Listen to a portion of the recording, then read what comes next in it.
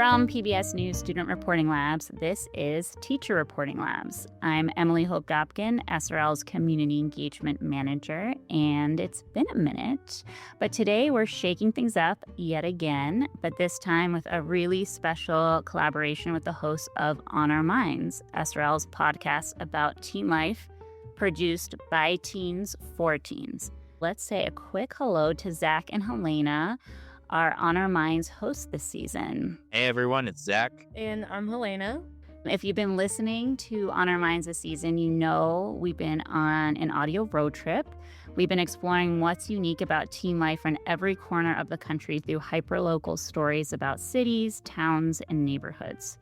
A few months ago, in our virtual educator community space, we asked the question, what was a highlight from your winter break? One of our educators, Robert Casas, mentioned he picked up another VW bus. What followed was this beautiful, unexpected thread of teachers sharing stories about VW buses, road trips, memories, identity, freedom, and the moments that still ride with them years later. We then realized this thread parallels what On Our Minds has been exploring all season. So today we're bringing a few of those educators into conversation with our student hosts for an extra special episode to explore buses, back roads, and the roads that shape us. Let's hit the road yet again with Zach and Helena. Today we're joined by some really cool teachers. Would you like to all introduce yourselves? Sure. Hi, I'm Robert Casas. I teach at Westview High School in San Diego, California. I'm Trina Moore. I'm recently retired, but I taught audio video in Texas. Hi, I'm Gil Garcia. I also taught audio video in Texas, specifically at Stephen F. Austin High School in the ATX. And I was about there for almost 10 years.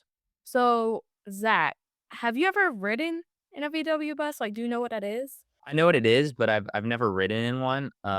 But whenever one goes by, it's customary to punch your siblings, so I do a lot of that.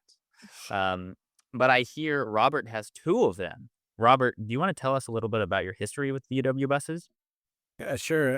I grew up in the back of one. My parents had a 65 VW bus, which is the old, classic with the split window up front.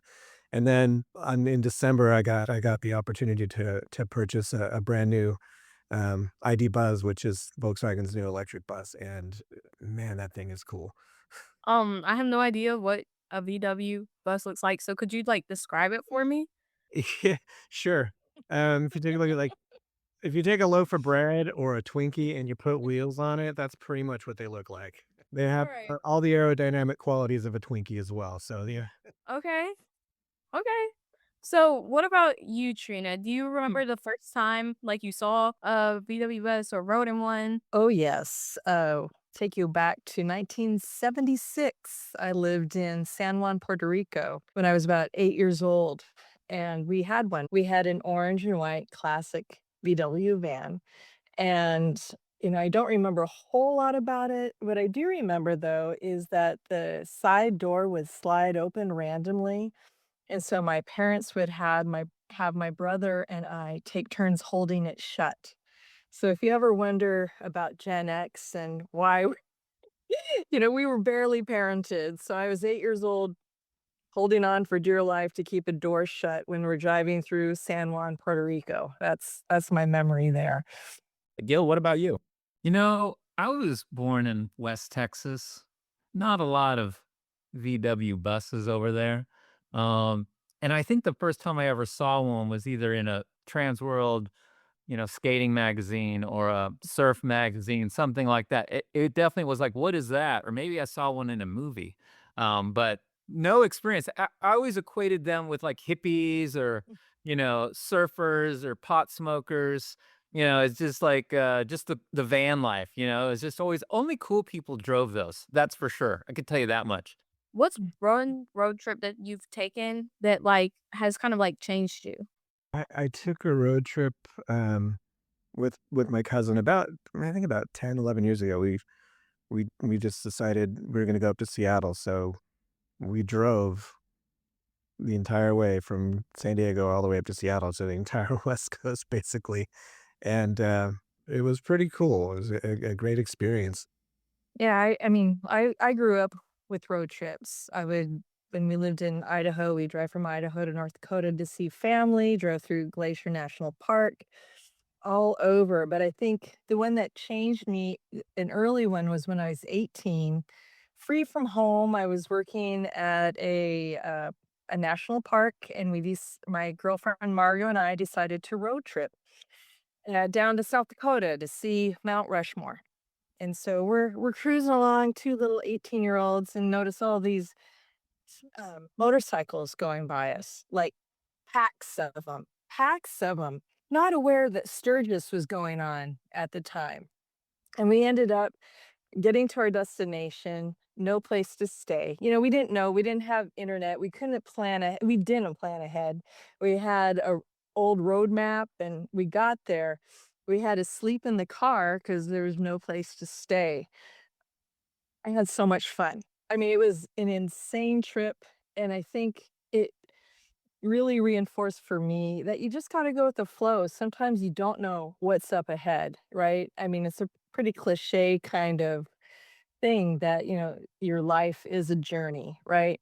And back when I was 18, it kind of set me up to just be curious and not scared of things and enjoy it. And my road trips, I have had pretty epic ones. That's the one that changed me, or at least set me in a way of thinking that I've held on to. Me and my buddy Greg, we were 18 or something like that, maybe 20, and we had driven to Austin for some fun. We lived in Midland, which was about, I don't know, 6 hours away or so. And so we just went down there for the weekend. And when we were coming back, we were pretty tired, from being out all night, all the time. And I was driving, and we were on a long stretch of highway, and I dozed off. And whenever I opened my eyes, and Greg was in the passenger seat, and I opened my eyes, and right before, if about 50 yards away, was a big overpass, a big turn. And if I had stayed asleep for another 10 seconds, we would have just not turned and just gone straight off the overpass. And when I woke up and I saw that and I realized what was happening, I was like, holy moly. And I look over at Greg, and Greg was asleep. Did you ever end up telling your friend that, like, yeah, we almost died that night? No, I never did. Is he gonna listen to this? Like, do you think he'll hear? He'll never listen to this. He's so busy running his veterinarian business. He doesn't even have time for anything. And what did you say his email was so we could send this to him? On each of your road trips, like, what did you guys learn? I have traveled with a lot of people, and when you have the freedom to stop when you feel like it, you see something cool, you pull over. I traveled from Minnesota to San Francisco with a couple of my friends, and we drove the whole way. We didn't stay overnight anywhere, but we stopped. So in Billings, Montana at 11 o'clock, we went into a bar, and they were having a dance contest, and we won. And then we headed to Reno, Nevada at 4 o'clock in the morning. And Casey, you're too young for this, but Casey of Casey and the Sunshine Band was there rolling craps. He was very tired and very tan, but we got to experience. Then we roll into San Francisco with the sun coming up. It's just, life can be so amazing. I learned for sure to enjoy getting to the destination. I'm always thinking about the destination, but enjoy the process, enjoy the experiences that you're having, enjoy who you're with. I mean, listening to you all, it feels like these aren't just like stories about the buses or the trips. They're more like the stories you're carrying and the feelings that you're experiencing through this. Um, I'll start with Trina. What memories from those days are still writing with you?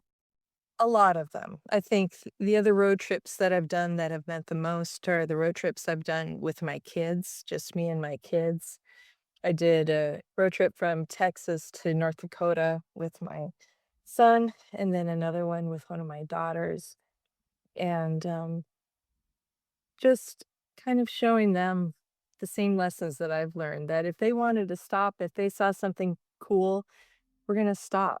Life is way too short to not appreciate where you're at any given moment. I think it's all the crazy memories, the crazy experiences. We went camping up in the Sierras quite a bit, and I was a kid. I got chased by a baby bear. My cousin and I still talk about that all the time, getting chased by the baby bear. Well, and mama coming behind. I still remember that. As a photographer, we're stopping all the time. My kids are whining like, "Oh, here we go. Dad sees a cloud," or the sun is hitting the side of the mountain, and we're gonna have to stop." I would always do that because I'd always wanted my dad to stop, and he never would, And I'm like, "Oh, this is a cool pic. Can we stop? Can we pull over?" Or, he would never do that. And so it's really empowering to be like, "Yep, we are stopping right here, and I'm gonna walk it over here and take some pictures, and I'll be back, and I don't care what time we make it there." So that is really cool. That was one of the coolest moments. I still remember it. I hold on to it as you asked. Wow, this whole episode has given me so much to think about, especially like getting my license. Like I'm getting my license soon. So hearing all these people's stories in their car, I barely like driving. So hearing all y'all stories is actually like maybe I should get my hours. Maybe I should like drive more, you know? Thank you guys for sharing those stories. It's pretty like inspiring, like heartwarming, and like heartfelt. Like, you guys are awesome. Thank you, Robert, Trina, Gil, Zach, and Helena for joining us today. This season of On Our Minds Road Trip has taken us to places all across the country, and today we just heard journeys from our educators, many of them beginning in VW buses. But beneath every story, whether it's rooted in a city, a neighborhood, a highway, or a road trip, is something pretty universal: the roads we share, the routes that connect us to family, friendship, memory, identity, and even possibilities too. As summer break begins, whether you're traveling across the country or simply moving through your own neighborhood, may you stay curious, take the scenic route when you can, and leave some room for unexpected discoveries. Every journey leaves something behind and gives something back. Thanks for joining us on the road. Till next time. This episode was produced by Senior Community Engagement Manager Emily Hope Dobkin, with editing and mixing by Justin Rhodes. Zach and Helena from On Our Minds hosted this episode, featuring SRL educators Trina Moore, Robert Casas, and Gil Garcia. Additional production support was provided by Becky Wandel, Wyatt Mays, Rowan Albaba, and Caroline Prince. Graphics by Anurag Popovu. To listen to more episodes of Teacher Reporting Labs, visit studentreportinglabs.org/TRL.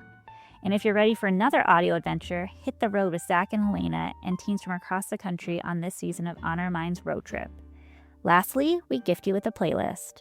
In the episode description, you'll find a co-curated mix from the educators you heard from today, along with other incredible students and teachers from across the SRL community. Enjoy!